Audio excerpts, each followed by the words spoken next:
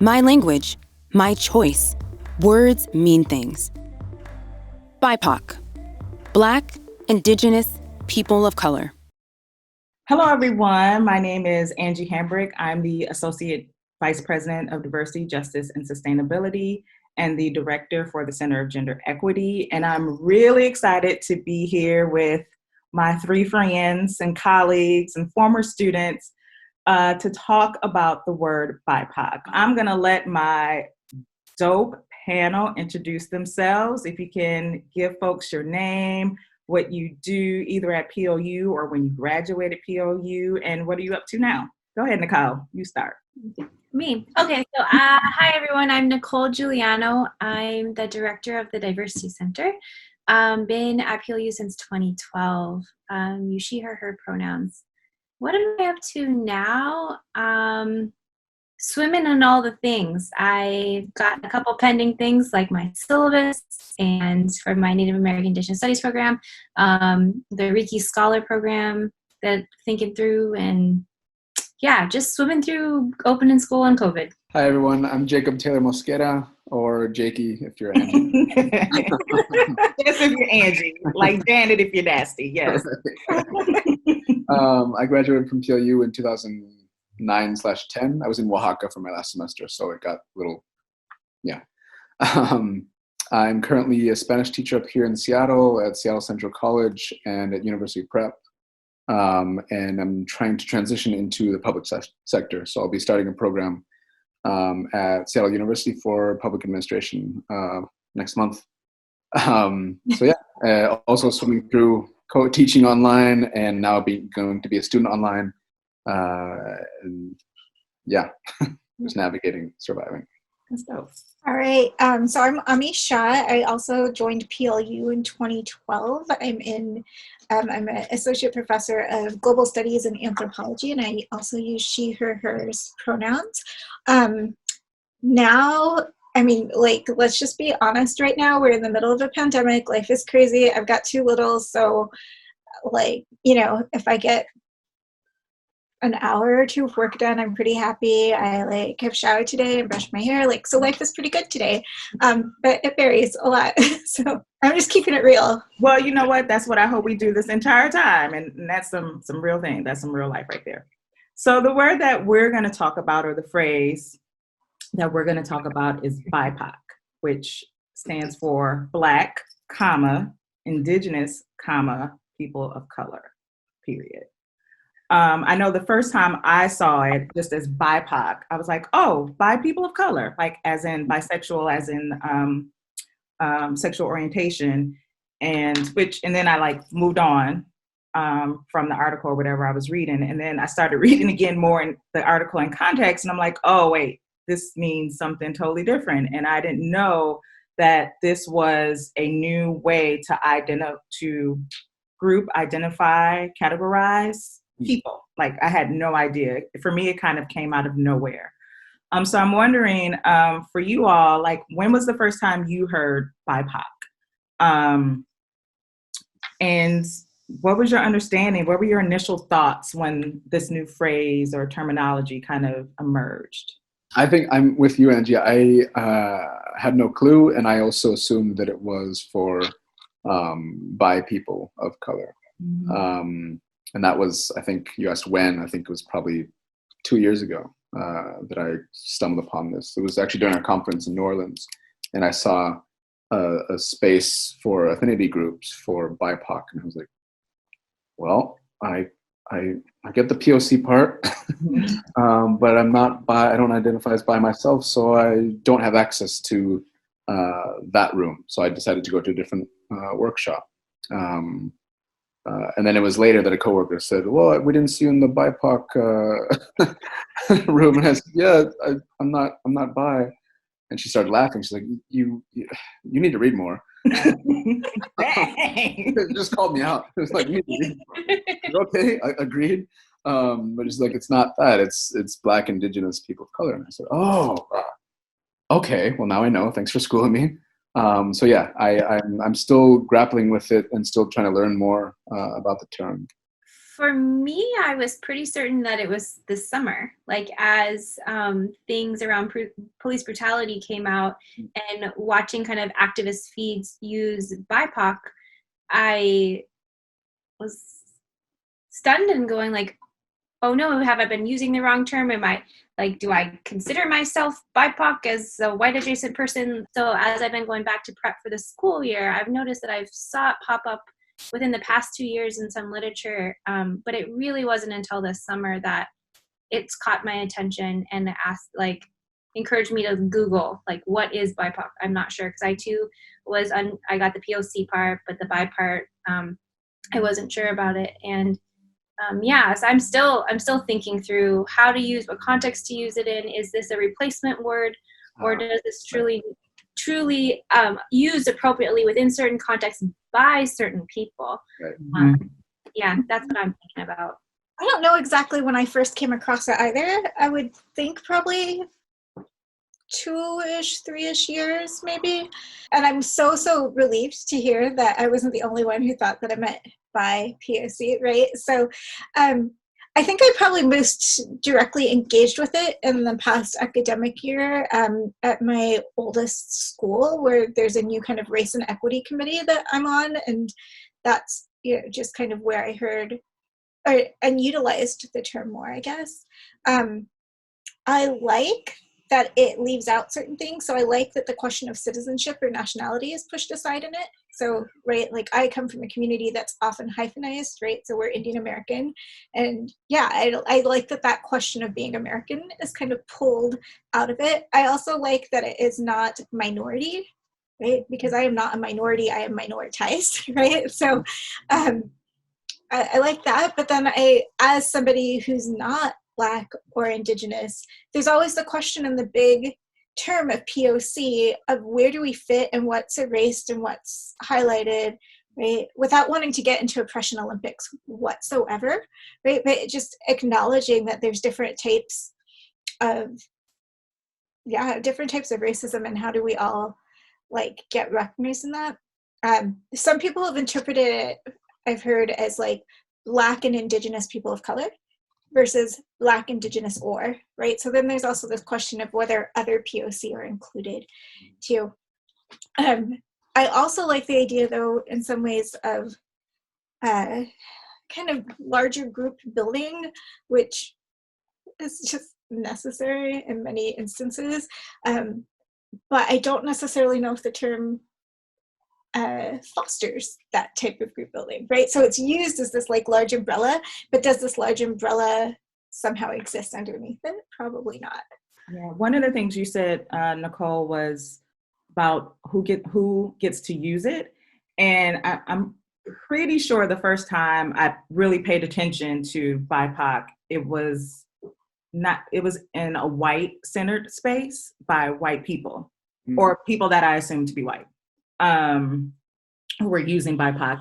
And for me, there's always a little bit of suspicion when white folks use a word to put us in boxes or categories or identities that I didn't know about previous. And so there's always like this suspicion, like, is this like the new politically correct term that white folks are using to make themselves seem like they are, for lack of a better word, woke, without, people of color, Black, Indigenous, and people of color having any say in kind of how the word has been constructed and used. And so I was very suspicious of it when I first encountered it as well.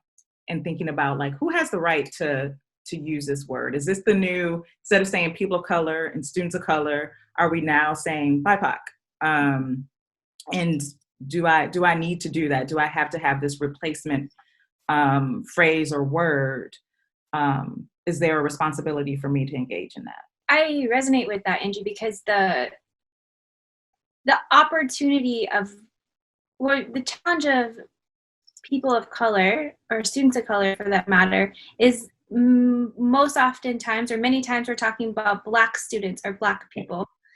And many white folks folks in general are uncomfortable saying the word Black. So it almost seemed like BIPOC was coming out as something that was a little bit closer to saying Black, but I still don't have Not to all say the way. Yes. not all the way. I'm just saying BIPOC, and like you said, I too first heard it from white spaces, and so I was confused if I was not understanding. Why do you understand? But then it's really like the opportunities to say it out loud, Black, Indigenous, people of color, and most people are opting into just the acronym of BIPOC. Mm-hmm. It looks better on Instagram posts, I guess. I was wondering about that, like the permission aspect, who gets to, who doesn't get to, when, why, how. I'm a Spanish teacher, right? So I was trying to think of the equivalent of this in Spanish and across different languages as well. And I can't think of anything that comes remotely close to being kind of this trying to be this all-encompassing term. But then I also thought about like that piece that you mentioned, Angie, about almost essentially being a competition, right? Do I now, is this my responsibility now to take this on and kind of leave behind POC or put it to the side for 3 or 4 years now before another term comes along? What is the should here? What is the must here? Mm-hmm. Yeah. I guess that's where I'm at with navigating this new term. New to me, sorry. I shouldn't say new, but new Yeah. to me. I was just thinking, when you were saying you were trying to think about, are there other similar terms? The first thing that came to mind, and I looked it up to make sure I got it right, but the first thing that came to mind was one that they use in the UK called BAME, which is Black Asian, which in the UK setting means South Asian. So Black, Asian, and other minoritized ethnicities, right? And so it's a similar, like, here's the two plus whatever else is in there, just as in, that's the only other kind of similar term I can really think of. Yeah. That I know of. Which is interesting because that, that helps BIPOC, helps people see that BIPOC is contextual. So maybe BIPOC wouldn't work in England as BAME does, right? And so, some of the reasons behind naming Black and Indigenous people is that Black and Indigenous people have a history in the United States of slavery, domination, forced migration, genocide, and not that other groups do not have those histories either, but it's different. And so it's really interesting to think about how words mean things and how context matters. And that if we took this word BIPOC to another context, it might make zero sense to folks. One of our former colleagues in Anthro, Jennifer Spence, used to teach a course. We co-taught a course together when she taught about race and biological versus social constructions of race. She would pull in examples of census from a censi. I don't know. I guess census. Yeah. Plural census examples of them from across the world, and like it's really fascinating to see how they're categorized. And what groups are categorized and how, what the terminology is. So just as an example of how context is really, really important, right? The categories that exist in the United States are not universal. Right. I'm wondering too if it matters in context of like, just what are we talking about? Because my understanding of BIPOC is intended to center Black and Indigenous folks in relationship to all people of color. That's what I've thought of it being. So I've got 2 meetings following this. I've got one to give feedback on race caucuses that will be happening at PLU. And then a second one, we were starting to plan our Students of Color retreat. And so the term now has me wondering, and the colleague who's planning the race caucuses is going to have a BIPOC group. And so my head is spinning, like in this context, are we centering Black and Indigenous folks in a POC group, or were they using that as a replacement term, as opposed to like naming that term's relationship with power in kind of like a larger context? Yeah, so my mind is kind of spinning on this context. It's not just, I don't think it's just like across borders, but also within scenarios within my daily life when I maybe would use it, but maybe not use it. I'd love to hear what you all think about that, because my brain's spinning on it. So using BIPOC to talk about COVID maybe, and saying that Black and Indigenous people, calling that group out, has a different experience with COVID-19 than people of color and then white people. Like that BIPOC there, I can wrap my head around it and it makes sense if we're thinking about do we need to connect the term to the context that we're talking about. But for a group like this, for a racial caucus, one of the things that I also wanted to ask Ami, because she brought it up, is that you are in the POC, so you're after the comma, right? So does it feel so? It's almost like it's not a hyphen anymore. Now it's a comma, and so does that make a difference to how you see yourself as a part of the people of color or non-white collective? Does that make sense? Right. I mean, I've had issues with the term POC, even though I use it, right? Mm-hmm. Because of just that, like who's included. And Angie, as you were talking, part of what I'm reflecting on is how all of these terms just reflect like an American society being really bad at dealing with issues of identity, right? Like, oh, there's all these like brown and Black people here, and we'll just like, like we're not going to deal with that. When people use the term POC, I don't know if they're including me. Like, I mean, coming back to what Nicole said, are they using POC just as a way to not say Black? Yeah. And sometimes I think people think Black and Latinx, but sometimes I don't know if people actually ever included Indigenous in POC, right? So I don't know if I'm included in that. When we fill out census forms and it says Asian, right? In the US context, Asian usually means East or Southeast Asian. So I'm like, am I included here? I have no idea. And so it's this weird thing where I don't know where I am, but I know what I am. Like, I don't know what I am according to you and how y'all out there want to categorize me. I know what I am, and it's multifaceted, and it's okay that way. But yeah.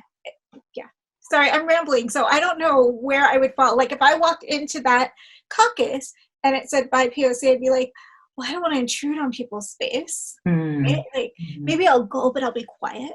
I'm not mixed race, right? So like I'm not white. I don't know where I'd go. Just to be honest about it. You can take that to your meeting, Nicole. That's important. Like what you said was that these aren't just words. They're words, but we also have ways that we connect with the words or don't connect with the words, and ways that we identify ourselves that might not fit in these boxes that have been created for us with good intentions or not, right? Like there's recently been a lot, well, recently-ish, kind of questions about the term woman of color and women of color. And again, seeing that as kind of an erasure of just saying, like, you know, say what you mean. Words mean things. Do you mean Black people? Do you mean Latinx women?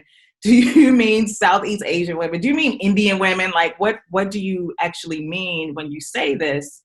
But also kind of grappling with, well, how do we then create a solidarity, for lack of a better word, for non-white people outside of terms, if that makes sense. So I think a lot of folks see like POC and BIPOC as being like, this is how we build a collective experience or resistance maybe against white supremacy, naming ourselves. This is what it looks like to be non-white. So there's a shared something in that.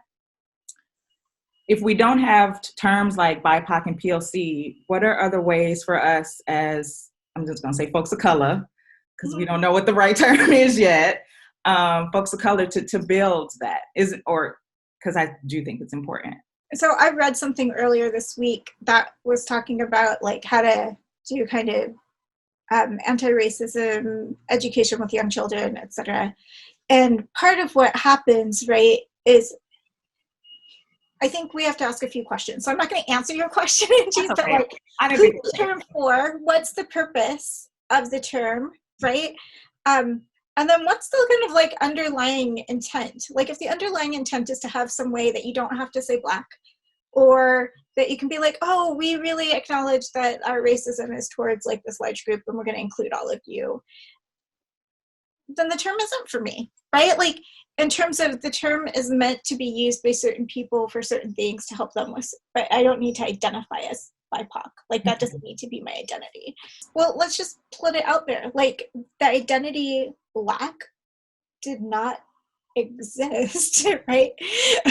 What, like at least in 1400 or whatever it might be. You know, like you go to the African continent and people are like, yeah, maybe, yeah, I work in Nigeria, so I'll just use that as an example. Yeah, I'm Nigerian, but I'm also Hausa. My mother is Kanuri and she's from this village, and right? Like, who do these identities matter for? And part of what we have, right, in the United States, thanks to slavery, is people can't trace identities in that way. These are identities that are constructed in a particular point. And what does it take for that identity to have salience? And I think one of the things that we get out of BIPOC, right, is that there are probably experiences and histories that create some solidarities more largely in a Black community, more largely in the Indigenous community, right? Like, are there those types of experiences that unite other people of color? I don't know, right? Like the South Asian experience in the United States is super, super varied. I've been thinking about to tag on like the SOC, so students of color. And I think maybe that is a shared experience. Like the students are situating in their moment of time as being students within, in our context at PLU, a predominantly white institution. So it doesn't have to be like, when they leave our context, they may be no longer resonating with that terminology, but in that moment of time, as they're congregating for a variety of reasons, that's their context. And that matters, because I agree with you, Angie. It is important. There's an opportunity there, particularly at a PWI, to have an opportunity for collaboration or connection, community. It still doesn't negate the nuances within that each racial identity, but yet the larger N can sometimes be a larger voice. Yeah, so that's the context I've been thinking about, is the S, the student, and then what's the things that come after it. Jake, does that resonate with you in your experience? I feel good being in a POC box, if that makes sense. Mm-hmm. I feel equally good being in a BIPOC box if I'm supposed to be there. And so I guess that's that. That's it. I'm just trying to see how and why there needs to be, or there wants to be, a competition for the two, and if we are to move towards BIPOC and put the POC in kind of the rearview mirror, why and how and when. That's what I'm working through. As we wrap up, I'm wondering, like, what questions are you still grappling with, or thoughts from this conversation or about BIPOC are you still thinking about, and that you still want to have, like you said, Jake, you still want to continue these conversations about? I'm really thinking about what you said, Nicole, about context and about how students of color, for me, makes absolute sense. Mm-hmm. But I don't think I would use BIPOC in particular to talk about students of color. That makes sense. Like I think, but I will say Black students, Black male students, Indigenous students, Hawaiian students from Hawaii. Like, I think we need to do a better job of just disaggregating and naming what we need to name. But I'm thinking about why students of color still kind of resonates with me. And that's something that I'm not ready to drop and replace. I'm just not. Yeah. I don't know why. No, I've actually been reflecting a lot on both of what Nicole and Jake said. Right, like the students of color, to me, as Nicole said, makes a lot of sense in the PLU context, right? And like PLU in my higher education experience is the first place that there's not some sort of South Asian or Indian Students Alliance, right? It's the first place where that population is really, really small. And thus, I guess in part, I look for a bigger group, right, in some ways. And so I wonder if, like, in part, we use these umbrella terms in an effort to find community, maybe. And then Jake, you talked about like being put in boxes, right? And so maybe there's something we can do when we're thinking about how we use these terms, right? And when to use them, is that we think about one being as specific as possible. So if you really mean Black, say Black. If you mean whatever, Indigenous, say Indigenous. If you mean South Asian, say South Asian. Like, just be specific, right? Yeah. And then second is to think about the context in which you're using it. Like, are you using it to label people? Are you using it to help think about joint experiences, right? Are you using it to think about like your demographic, whatever? Like, why are you using it? And then in that, so third, but maybe kind of like an overarching, how does that serve or harm the people you are actually trying to talk about, right? So they keep that in mind, that like, oh, if I'm labeling everyone together to talk about, like, let's do a race caucus with BIPOC, like, well, what does that mean for our Chinese student, right? And so to really think about how those terms are used and their effects. I think I can grapple with how to use this word in writing as I'm like talking about policy or practice, but I don't know how to yet use it socially because I haven't tried it on enough. And I'm really curious to see how our students come back to school, since that word was a lot of places this summer. And if they have been practicing identifying themselves as that. I haven't necessarily experienced that within my groups, but I'm just wondering, like, how are these terms going to show back up at PLU? They've shown up in my inbox and startled me, but they haven't yet shown up in conversation. I'm very much in the same boat as you, Nicole, on this. Like, how and when? Well, there's so much more that we could talk about, and that we are going to talk about at another time in another place. So make sure you're on the lookout for other opportunities to be able to engage with us and other folks around the word BIPOC and some of the other words that we use that you want to get a better understanding of, that you want to be able to have conversation about what does this mean and how do I experience this word in context. So I want to thank Nicole and Jake and Ami for hanging out with me and really raising a lot more questions and a lot of things, which is fine, critical questions. Very PLU, y'all. About this conversation. It was a lot of fun. I hope you all had a good time as well, and we'll see you next time. Thanks, y'all. Awesome. Right. Thanks, Angie. Gracias. Thank you. Brought to you by Pacific Lutheran University and the Office of Diversity, Justice, and Sustainability. To find out more, join us at plu.edu/wordsmeanthings.